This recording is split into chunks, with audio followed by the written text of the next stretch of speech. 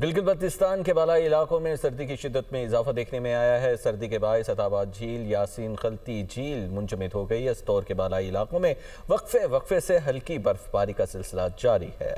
पानी जम जाने के बायस बिजली सप्लाई वाले यूनिट बंद हो गए हैं। गिलगित में 22 घंटे की लोड शेडिंग भी जारी है। गिलगित बल्तिस्तान के बालाई इलाकों में सर्दी की शिद्दत में इजाफा हो गया।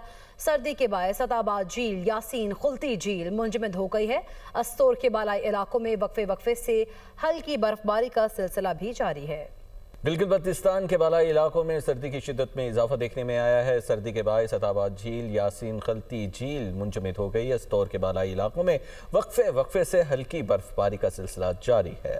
पानी जम जाने के बायस बिजली सप्लाई वाले यूनिट बंद हो गए हैं। गिलगित में 22 घंटे की लोड शेडिंग भी जारी है। गिलगित बल्तिस्तान के बालाई इलाकों में सर्दी की शिद्दत में इजाफा हो गया।